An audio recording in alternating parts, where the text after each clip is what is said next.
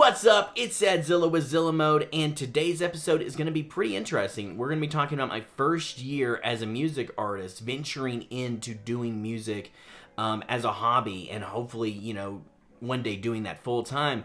That was at least my hope then. And I want to list out 5 different things that I learned in my first year that maybe you can learn through my own experience. So let's get into it. So the first thing that I realized when I started doing music is, one, you cannot worry about blowing up, right? You need to think about this as fun first and foremost. The number one thing is that you're having fun creating music. And that really goes into play when I say this is actually a long game. This is not something that is going to be, let's just create a viral hit and then just blow up, right? Though that does happen to some people, that's not how people approach music, right? They don't approach music like, I'm just going to create one hit, and if you do that, then you're probably going to fail. Most likely you're going to fail because it's not organic, it's not really something that is real to you, right? It doesn't necessarily have to be, lyrical, miracle, spiritual, but it needs to be something that's real in the way of, like, you're either having fun or, just overall, you need to have fun. That is the number one thing, is that you need to enjoy yourself when you're making music, and that is the number one reason you're making music. As little did I know that my first year as an artist was, first of all, going to be pretty much a failure as far as, going anywhere with it, right? But also that years down the road, I was going to change my name, and that was when I was going to actually find success, right? So I didn't know that. All I was focused on was having fun, releasing music, getting people to listen to it, and grinding with my marketing and stuff like that. And that brings us to the next point. So number 2 is about content, and this is really when I really figured out marketing and kind of my love for marketing in general. And one of the number one things that I did as my other artist name was I would make visual content, not just visual content as in like animations, more like what I do now, but I would actually create these like mini music videos where I would have one of my homies film me doing, performing some kind of song like on the street or something in an alleyway or somewhere cool looking, and then I would edit that on my phone and put my music over it or whatever, and I would use that to promote my music, my new songs that were coming out, or maybe songs that had already been out, right? And so it was kind of just figuring out like marketing in general, cutting my teeth on what works and what doesn't work. Unfortunately for me, you make the music that I did back then and you look like myself, and it's just kind of like something's kind of off, right? Something doesn't connect with people because they're just like, who's this old guy making this like young type music, right? He seems kind of out of touch. So it didn't really work out back then, and I figured out what actually did work out later on, where I started creating a character, a persona, and really put myself out there kind of behind a little bit of a mask almost, that represented my personality, but it definitely didn't, exploit me from the get-go, right? Now when people see me, just like now, if you listen to my music and you're seeing me now, you're like, what? This is what this guy looks like? Why does he sound like a 13-year-old girl? But the thing is that you don't have to think about that when you're listening to my music. You don't have to think about what the guy looks like, right? And so I think that was important and something that I needed to learn in my first year. But overall, content is king, man. Create a lot of content. That is a big deal. And it's not even necessarily like, content, right? Like, I'm just a content creator. I'm not a musician. But it's really not like that. You have to have fun with it, just like you have to have fun with, music. So figure out what works for you, create a lot of that kind of content, and put it out there. The thing is that you need to saturate the market as much as it's saturated already, because there's so many artists trying to do this, and you need to step up your game. You need to make yourself known, right? And so you have to put out a lot of content, a lot of music. Another thing that I learned was how important collaborations are. So here's a little bit of a backstory. I actually had another artist friend that I was actually living with at the time, and it was like a little house in the middle of, like a really bad neighborhood. Like you would hear gunshots outside. It was a very small house. Our kitchen looked like a garage. It was pretty ridiculous, but I had a little studio set up, right? Like a little laptop that I had, and like some old like speakers, like some, not even like Bose or anything like that. It was like one of those like $20 setups that you get at Walmart, and I would create music day in and day out, and he was there, so he would create music with me.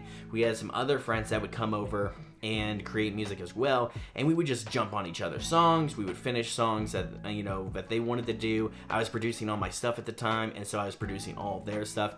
We probably released over 100 songs in that first year of me doing this and producing music for everybody, including myself. So it was pretty crazy, and it was just like a nightly thing. It was super fun, and we just got to have a lot of fun, right? Like, and that was my number one point, right? Have fun. And so we found something that we loved, and we could create content together, create music together, and we put it out. And no, it maybe didn't lead us too far, right? Because I didn't really know what I was doing at the time, but really overall we had a blast doing it, and I learned a lot, and that's what I'm talking about today. The next point I have is about live shows, and if you've seen my video on live shows and why I don't play live shows today, you can probably see where I'm going with this, but maybe not. So collaborations are very important, and one of the things that we did back then is we would put on these shows. We would put in these shows with other artists in town, and it was super fun. It was a lot of fun. And, I hadn't played a lot of shows in a while because, I used to be a deathcore vocalist. So it's been a while since I even played shows, and I never played rap shows. So this was super different for myself and honestly for everybody else that was performing with me, because like we kind of came up together, right? So we didn't really have that experience in that space, but we put on these shows and they were super fun. It was a lot of just a different experience that we weren't used to, and so it was different, it was unique, and we really enjoyed ourselves. But one thing that I learned about live shows in general, and this really reared its ugly head during the COVID era, 2020, when we couldn't do shows, we just kind of stopped, and I realized, I was like, where are the listeners, right? Where did those people kind of go?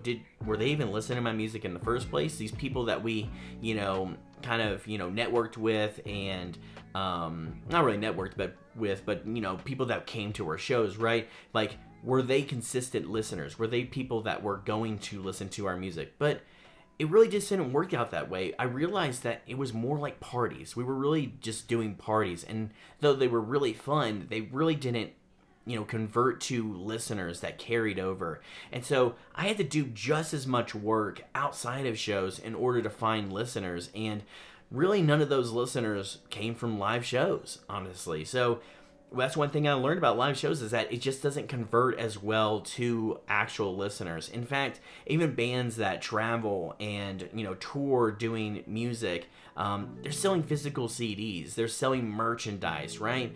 And though they can get a good amount of listeners, maybe 30,000, 60,000, the cap on that is pretty insane. One of the biggest bands that I know today is Knocked Loose. I love this band.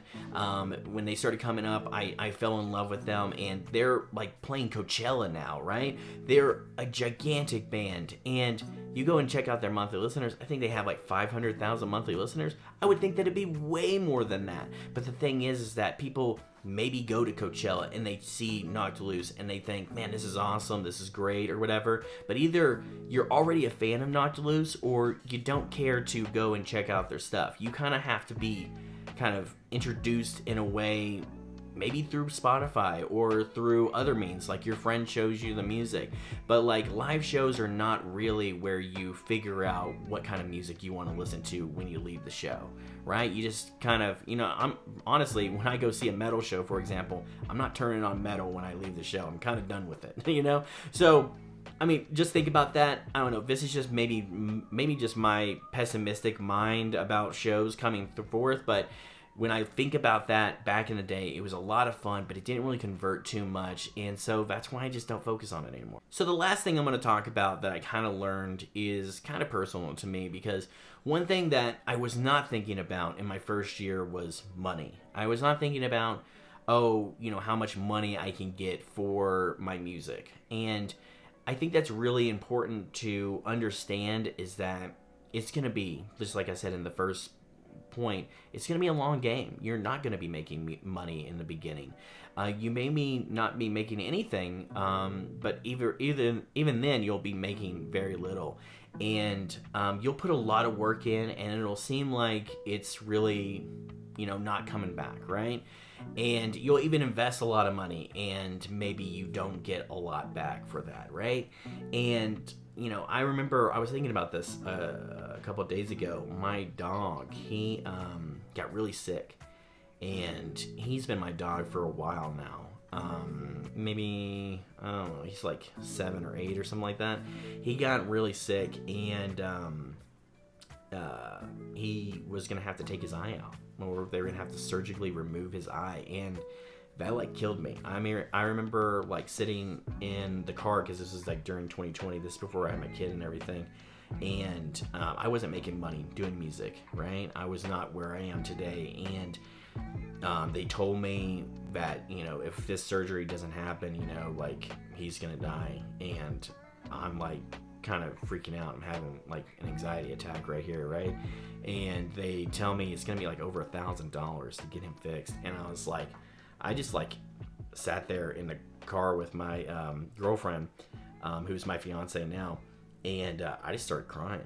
Like, I was done. I mean, like, I wasn't making enough money to do that, and thank God, she was there to, help me, and we got him fixed and everything. But, it really goes to show, like, how different my mindset was, and I didn't have, something to even, pay for, to do something like that, like, to save my dog's life. And that just really, like, killed me, right? And so now, thinking back about that, it's just like, wow, how much different things are today, right? Like, if that situation happened today, I'd be like, oh, no problem. Like, let's do it. Like, here's the money, and I don't have to worry about stuff like that. But back then I did, and I had to think about a lot of other things that involved money, but it took me forgetting about the money part to actually end up making money later on, right? So I just want you to kind of think about that, because that is super important. Is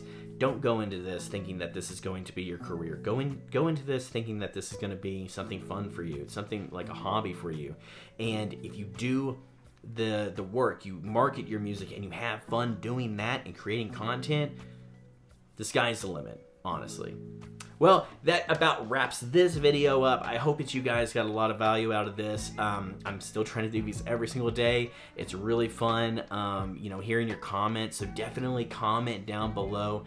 Either if it's just, encouraging words, or you have a question, I am glad to answer. I will give lengthy responses to your comments. I really do care a lot for you guys, and getting you guys to where you guys need to be, so that you guys can kind of, live how I do, right? I really am super appreciative of you guys. And definitely, if you like this video, click down below, like and subscribe. If you like these videos and want to get notified whenever I drop a new one, click that bell icon down below. Well, anyway, I am Sad Zilla. You just went into the Zilla mode. Zilla out.